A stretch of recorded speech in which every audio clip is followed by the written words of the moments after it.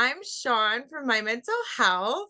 For Mental Health Awareness Month, we are celebrating by interviewing recovery advocates that choose to recover out loud online. We are going to get some sober tips and discuss their experience, strength, and hope from our guests this month. And today we have Rachel Henchman at Sober in Central Park. If you haven't followed her, follow her. Her story is incredible. And today we are going to hear a little bit about it. So, Rachel, if you want to introduce yourself, go ahead. Hi everyone, I'm Rachel from Sober in Central Park. Thanks so much for that kind introduction. And I'm so happy to be here chatting with you and talking about mental health, which is such Mm, an important thing to keep talking about and to, keep at the top of our conversations. Like mental health and addiction and recovery are all so intertwined and connected. And something I struggled with for a really long time, and it's a daily journey of making sure that we do the things that keep our mental health in check, which then keep our recovery in check. And it's all just like this big, loop. So I'm really honored to be here. Rachel, so tell us why you chose to get sober. Like, what led you into, going down that journey? Yeah, I mean, I honestly didn't think I was getting sober when I got sober. Like, if that makes sense. I didn't want to get sober, and I didn't even think I was going to be able to go 30 days without drinking. That was just my original goal. And it was dry January 2021, and I was in a really bad place. Like, and I was trying really hard to change my life, but everything I tried nothing stuck. I couldn't stay consistent in any of the big changes I was trying to make. And I remember it was January. My mom wanted to do dry January and she asked if I would do it with her. And I said no at first. I was like, I can't commit to that. Like, no. So I went and I drank on the first for New Year's. I drank again on the second. And on the third, I woke up with just a hangover and it was so bad. And I was just like, I don't want to feel this way anymore. Like, I don't want to waste more of my life feeling like crap. So I was like, you know what? All right, I'm going to maybe try to just make it through January, do dry January without drinking. Like there was so much, social support then because so many people were jumping on the dry January bandwagon. Mind you, it was also still lockdown for COVID in 2021. So I wasn't tempted to be going out. There weren't events, there weren't parties. There wasn't really much to do. And I had binge drank all of 2020. So I almost was like sick of drinking. Like I wasn't, but I needed to do something that was different. And not drinking was so radically different for me.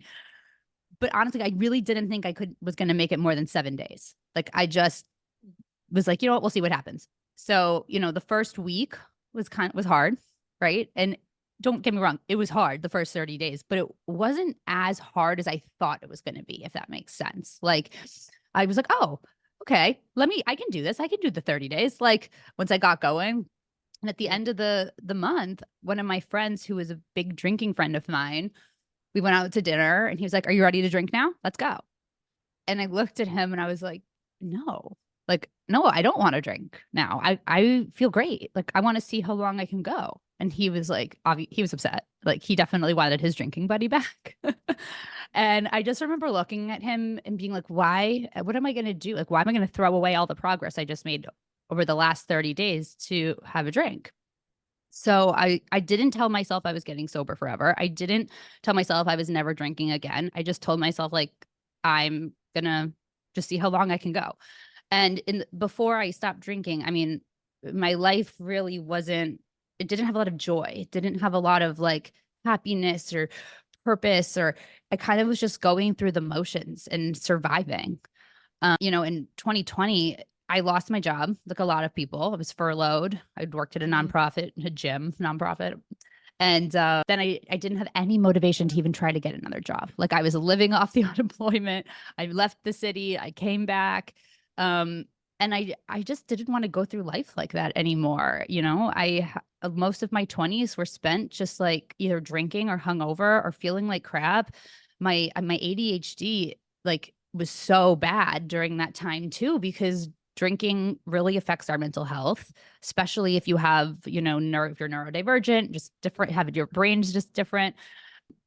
And, drinking held me back from living the life I really wanted, which was being able to get up and feel good in the morning and move my body and take a long walk and really love it, and, be present. And I just, I couldn't do all those things when I was drinking. So being able to wake up and feel amazing.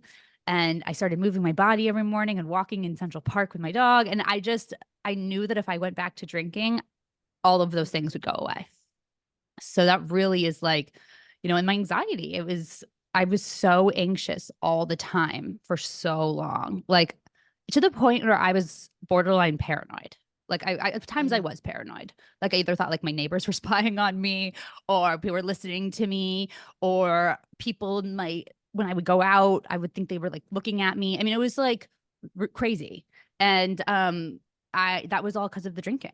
I had just it made my anxiety so much worse. And I remember my mom telling me that. She was like, I read somewhere that drinking can make anxiety worse. And I remember being like, Mom, you don't know what you're talking about. Drinking's the only time my anxiety is better. And I hear people make that argument now, right? And that used to be me. Like I truly believed that my anxiety was just so bad normally that drinking was the only thing that could help it. But in reality, no, the drinking was making it that bad. So it Yeah. was like, yeah, yeah. Yeah, I get that.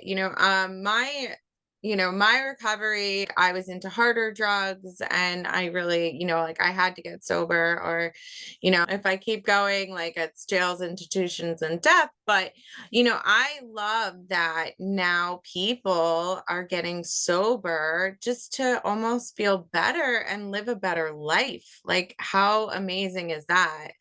And I've seen you posting a lot about HD, right? And how it kind of coincides with your sobriety now. Like, what have you kind of discovered about being sober or, when you were drinking, like how your ADHD, like, kind of affected that? Yeah. I mean, for my ADHD, I mean, I was diagnosed when I was 15, I think. Okay. So it's been almost 20 years. And when I was drinking, I don't think I realized how intense my ADHD was, like how much it actually was the contributing factor to so many things in my life, whether it be how organized my apartment was, or what I was eating, or my emotions. Like those all really do relate back to ADHD. And because the drinking can actually numb a lot of the symptoms of it in both and Mm. good and bad ways. I mean, not, but like you don't. I thought it was a lot of it was the drinking. I thought like, oh, I just feel hungover, or I just, my emotions. I'm just crying because like I'm anxious. Like, but I didn't realize it was stemming back to the ADHD. And I think once you stop drinking, if you realize that about yourself, like, oh, but you also find ways to manage it better, like moving my body first thing in the morning and actually breaking a sweat, which I actually have to be intentional about. That helps my ADHD for the rest of the day. Like I'm able to focus so much better, like and concentrate and feel better. And I was never, ever, ever doing that when I was drinking. Like I was barely able to walk my dog. Like I would be like hating life, like sweating out the alcohol, and don't get me wrong, like I definitely it would have been life or death for me if I didn't stop with the Okay. substances. It wasn't like I just wanted to like feel better. Like I had pains in my side that were very scary, that I definitely that was one of the biggest contributing factors to really taking this seriously. I was in physical pain and I was terrified. I also, weighed 100 pounds more than I weigh now. And it was hard for me to do things. Like I looked in the mirror and I didn't recognize myself. It was hard to move my body. It was hard to be active. Like I felt horrible all the time. Granted, like I had stopped a lot of the harder drugs before I stopped drinking. But it's all related, like I did drugs on New Year's 2 days before I got sober. Like and that Mm. contributed to the horrible hangover that I had. So, I mean, I think a lot of the time I was using too, I was just so depressed, like so severely depressed. I just didn't even want to keep going. Like, and that's a really scary place to be, you know. So I wouldn't say I was like physically addicted to alcohol. Like I think I did have some like withdrawal symptoms. I do. It was just I had drank every single day for like 10 years, Mm, into excess. There was no like a few drinks. Like yes. I was passing out everywhere. I would fall asleep in bars. I would fall asleep in cars. I would really dangerous places. Bad things would happen to me. I'd have all my belongings stolen.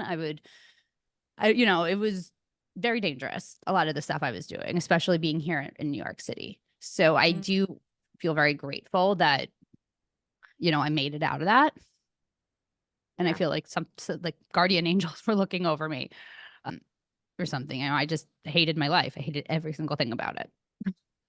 Yeah. Like, being unhealthy and being depressed, like in the long run is going to eventually lead to like more depression and everything. So I had an emotional bottom too, where I was just like, I can't do this anymore. Let me see my questions. So, I'm like, oh, I want to respond to the ADHD question again. okay, all right. So, talk about your ADHD. Respond to Okay. that question. Okay. So for the ADHD, so when I got sober, I started doing a lot more research into ADHD. And even though I've had it for 20 years, there was so much I didn't know. Like I didn't know that it meant we just I don't produce enough dopamine naturally. Like I didn't know that. I didn't know that, like the interrupting that I do. I've always interrupted people and I hated that about myself. And that's a huge part of ADHD because our brains are just operating at a different speed and we think we can finish other people's sentences. And, a lot of stuff I used to beat myself up for was symptoms of ADHD. And once I realized that and was able to understand my brain and understand, like, oh, I'm not lazy. I'm not unmotivated. I'm not all of these things I used to tell myself. It was either executive dysfunction or emotional dysregulation or like things that were very much related to ADHD. I was able to not be mad at myself anymore and like forgive myself and be like, okay, I love myself. And let me try to figure out ways to manage these things better. And once I was able to get over that mindset shift, that like I wasn't all of these things I used to tell myself, right? The journey of healing and of recovery became so much more, it just became easier and it became more rewarding. And I started moving away, so much further away from the old version of myself who just would like sit around and feel sorry for herself and be mad at the world and be mad at herself. And I just like beated myself up all the time. Like my negative self-talk was horrible. Like I only said mean things to myself. And so that, like, learning how to not do that was a huge step in my recovery journey. And I then kind of realized, wow, I know that there must be a lot of other people out there that are also going through this, that also have ADHD, especially women, because so many women started getting diagnosed during the pandemic.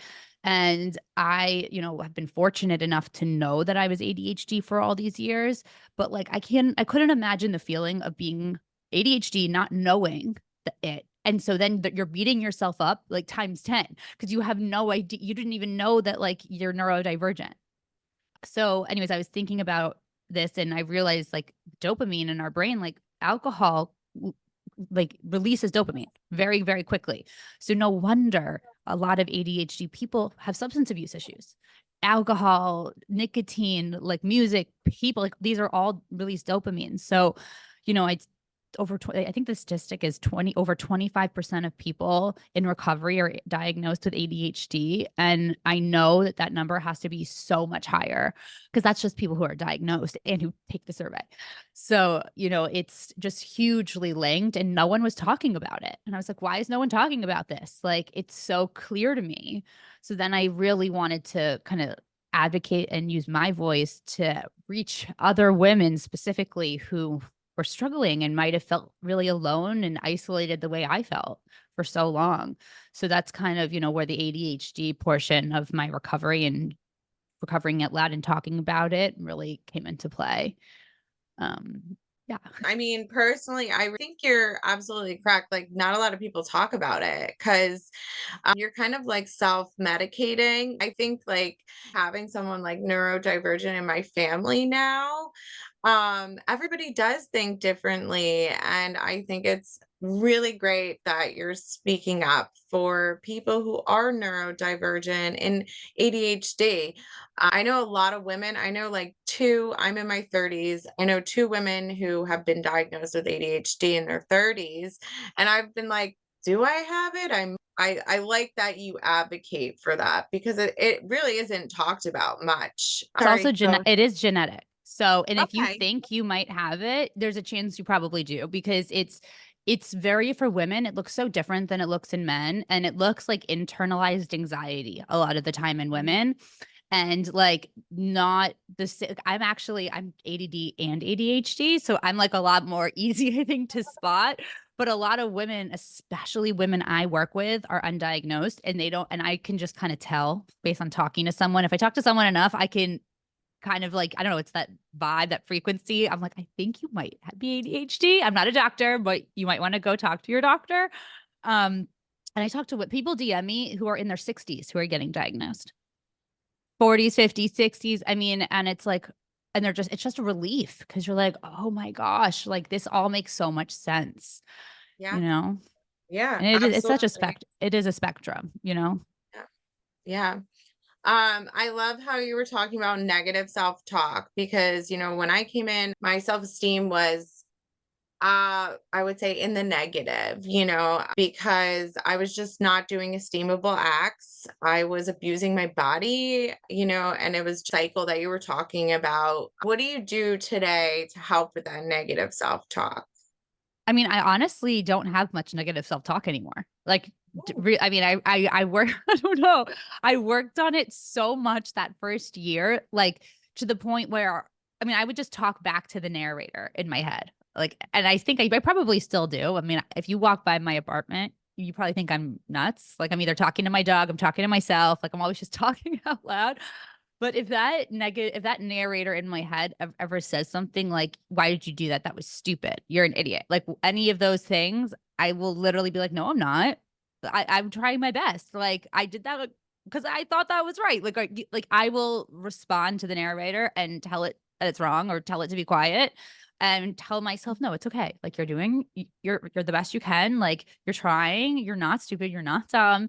Like you're smart. Like and I also, well, I said affirmations every single day and I still say them. I don't say them nearly as much as I was saying them in the first mm, year, but that was how I got to how that was how I started changing my self-talk. And actually my therapist, who I still have, same therapist, it was 2020 and I was just in such a bad place. And I remember she was like, okay, I want you to start saying affirmations in the mirror. And I said, no. And she was like, could you please try? Like, please try. And I was like, ugh. So I remember trying and I like stood there and I started trying to say nice things to myself. And I just was hysterically crying because I didn't believe any of them. I was like, I don't know. So, but then the more I said them, the more I think I subconsciously started to believe them. And I started doing that before I stopped drinking. So I actually think this saying the affirmations in the mirror, looking at myself, was helped me get to the place where I was able to stop and get sober. So it was really important. And when I work with clients now, like I literally, my little welcome packet I send them, there's affirmations, a huge page of affirmations, and you have to start saying your affirmations. Like you have to put a reminder on your phone, say your affirmations for the day. It is such an important part of any recovery journey. And it just helps like shift the subconscious mindset and the self-talk. what is your favorite affirmation? Um, my body listens to me and me only. Wait, that's probably not my favorite one. My favorite one is Okay. I don't chase, I attract. Whatever belongs to me will simply find me. I think that's probably my favorite one because I used to chase and I used to try to control everything. Everything. I tried to control the people, like not necessarily the people around me, like everything about them, but I tried to control like the situations. Like, and if it didn't go exactly my way or I wasn't getting it, I had horrible anxiety. And I have had to really work on the universe has my back. What's supposed to happen is supposed to happen. Either I'm learning a lesson for a certain reason, or it's not the right timing, or something better is coming down the path, or whatever is happening, right? But like, I'm not going to go out and chase. Like, I'm going to let the universe have my back. Yeah, no, I love that. I've been working on like the same thing, is letting go of that, letting go of the outcome. Really identify with that. That's so great. Why do you choose to recover out loud? So, okay, when I started getting sober, I didn't want to talk about it at all, like at all. It was also like a little bit of a different time, even though it was only 3+ years ago. Like, no one, it wasn't the same movement as it is now. It was definitely Mhm. still like people didn't really want to hear about it. You didn't really share it. It was kind of like stay in the shadows. There were some creators I started following that were sharing or making memes, but it wasn't that many. And so as I started going on in the journey, I got to like 8 months and my life was starting to look very different. And I was feeling really strong, but I was also didn't really have anything holding me accountable. Like I Mm. didn't find myself in the rooms. I did because there weren't meetings, in-person meetings happening when I was getting sober. And I didn't feel the need to go to online meetings because I didn't actually think I was getting sober, if that makes sense. So I never actually found myself in AA. And I was like, I need to have a community. Like, I don't have any sober friends. I don't have any support. I've just been white knuckling it by myself, which I don't recommend to anybody. So I was like, you know what? I'm gonna make an Instagram account that, will hold me accountable. I knew that. Because the only time I had shared about my recovery was at 100 days sober, and I put it on my old Instagram and Facebook, and I felt like I wanted to throw up the second I posted it. I was like, why am I sharing this with everybody? What am I doing? Because I used to glamorize drinking. That's all I used to post was like, I'm drinking, blah, blah, blah, blah. And the support and love I got after posting that was mind blowing. And I also just felt like it was so much more real. Like Mhm. it felt more real that my whole journey. So, but I didn't want to keep posting about sobriety on my old Instagram because it was like my old drinking friends, and I felt like that version of me was almost like dying out, like, and a new version of me was being born, and I just was like, I need to start something new. So I the sober in Central Park was very literal. Like, people always think it's just like a cute little play on words, but it was super, super literal. I didn't know what to do with myself in the mornings, at night, and my dog George and I finally lived close enough where I could walk to Central Park, and I didn't know my way around the park at all. So like the beginning, we would just go there and turn around. Like, we would barely even go inside. And so, but George, my cute little George, he wanted to explore. So he would literally pull me into the park, like every single further and further, and we explored it literally one path at a time. And so I'm making this Instagram account, and I'm like, okay, I'm literally sober in Central Park. So that's what we're gonna call it.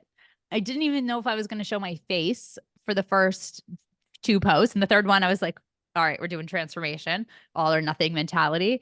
Um, but yeah, I wanted to share. I wanted to be able to hold myself accountable, meet new people. And I was like, you know what? If I reach one or two people that are also going through this and they know that they're not alone, then it makes it all worth it. So it was scary and it felt uncomfortable at first, but for some reason, was just like, I was drawn to it. I knew that I was supposed to do that. So Mm. but I didn't even know what the term recover out loud was until at least having my account for like 6 months or a year. And then I met someone who told me that phrase. I met someone who told me that phrase. And I was like, oh my God, that's the most beautiful thing I've ever heard. Mhm. Yeah. That's so great. I mean, I love your story and how open you are. And I think you really do reach a lot of women. And also, I mean, New York City is so big, but also it's like a nice little community too, right? So like you can meet people in New York and kind of get together. So I went to your first event at Joanne's, and it was amazing. It was like, I walked in, I'm a country mouse, but I walked in and the place was packed full. I was like, wow, this is so cool. Like, I'm in a restaurant at like a bar basically, but it was packed full of people, like, supporting you, and then also people who are sober, and it was, like, it was a really beautiful moment, and I like everyone that I talked to there, it was like their recovery was very personal, and it was a really beautiful event, so I'd love to go to another one of yours. Are you having any more sober events, like, in coming up? Or, or you can tell me about one that you did in the past that you, like, really loved. Yeah, no, so well, that was an amazing event. Yeah. You know, I am now kind of shifting away from just doing events where I'm putting on the whole event and there's not really someone else who's like an attract like someone drawing people to Mm, the event because it's a lot to like be there to talk to everybody, but also be the one who's in charge of all the details of the event. And I found myself feeling extremely overwhelmed and stressed when I was doing those because I didn't have a team. There wasn't like, someone else I could bounce off of. So I did some really cool ones though last year. I did two that were where we manifested with the moon and we had like a sacred circle and there was a witch and we did manifesting and they were really special and I know people made friends there that they're still friends with. So that was always my goal, was to create spaces for people to come and make new friends and socialize without alcohol. Um there will be more events that I'm part of. I don't think I'm not really doing events where it's just me. I did event production in my old job in my old life. Like I've always done events. So that's where I really do find joy. Um so I will be at the Curious Elixir. There's a Curious Elixirs event next week for the Great Curious Cocktail Party. They're actually doing like events all over the country. So it's really, and everyone will cheers at the same time. That's cool. And I'm just working on a bunch of things behind the scenes that are honestly taking up a lot of my time. One of them, though, is called the Zero Proof Guide. And the Zero Proof Guide is going to be a directory where you can go and find non-alcoholic events in your city. And also you can find them like where they are on menus. So let's say you're looking in Seattle, you want to figure out where Curious Elixir is on the menu in Seattle. Like there's a filter for that. There's a filter for community leaders throwing events. So we're working on it. It should be ready very soon. I have a partner in that. So I'm working on kind of a bigger picture, right? To help even more people and also to set up a sustainable business, right? Like mm. doing just like one event here or there. Or I realized like I really liked it, right? But that wasn't going to be sustainable for the future. So I've kind of had to take a step back last year and think about, how am I going to really help the most amount of people while also not like burning myself out every single day. Yes, I understand that a lot. Working with my mental health, like, I put on a fundraiser last year and it was a lot. It was really intense. I thrive in chaos, but as I've gotten older, I have been really moving away from that chaotic. I did thrive in chaos in sobriety too. Like obviously when I was drinking and using, but in sobriety I really did. And like I love that build up and then like but then there's that like drop down really low, after. So and like that intensity, I totally understand like putting on things like with a small team or even just like your friends and it can be really intense. And it's a lot. But you do it really well. I Thank mean, you. Thank you. so you do Yes. do it really well.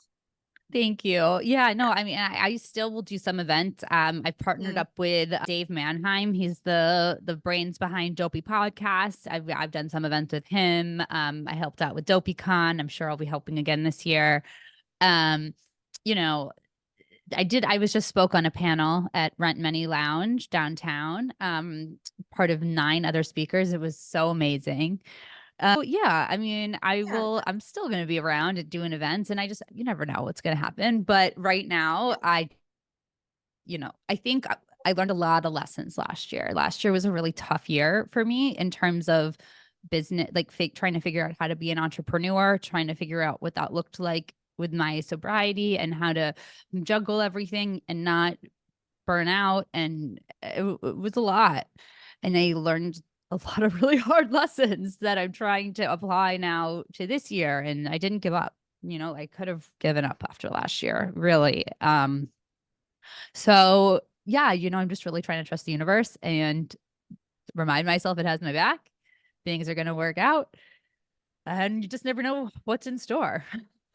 Yeah, absolutely. I love that you've moved away from negative self-talk. And I do feel like as, people in recovery, like we can get very like hyper focused on something. But, because I just completed like a 3-month shadow work class and it was hard. It was really hard looking at all those things. But you know, I really focused on it and then like I need to take a break for a little bit. I need to just like move on. What is something that you're working on right now in your recovery that you think that could help somebody right now? Hmm. In my recovery? Your recovery or I know that you said you lost a lot of weight. Is that something that you're still keeping up with like all the time? Like, I don't know, like No. any like tips that like you could help out like in the beginning, what like really helped you and then Yeah. from now. Yeah, no, I mean, the weight my weight always fluctuated my whole life. Like, it was always Okay. up and down, but before I stopped drinking, it was really a lot, like, because of COVID and just everything. And, I think the first year and a half, first, like, almost 2 years of my journey, I was almost, like, addicted to working out and, like, walking and being healthy. Like, it was just so different. Everything was still so novel. And something I've learned is, especially ADHD people, there's like a 3-year window. And after 3 years, people with ADHD get bored.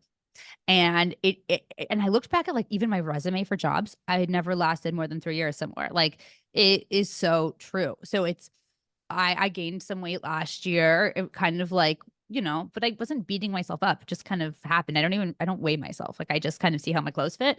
Um, but I realized last year I didn't really prioritize getting to Central Park, which was my pillar of my recovery. Like, I was so kind of preoccupied. I moved my business. I definitely didn't prioritize the things that I prioritized in my first year of sobriety. So this year, I've really tried to reprioritize the things that got me sober, which were making sure I take time for myself, making sure I journal, which I've been really bad at recently. Like, I have Mm, not been journaling, and I'm really annoyed with myself because I was really good with it my first year, and I have to just force myself to do it.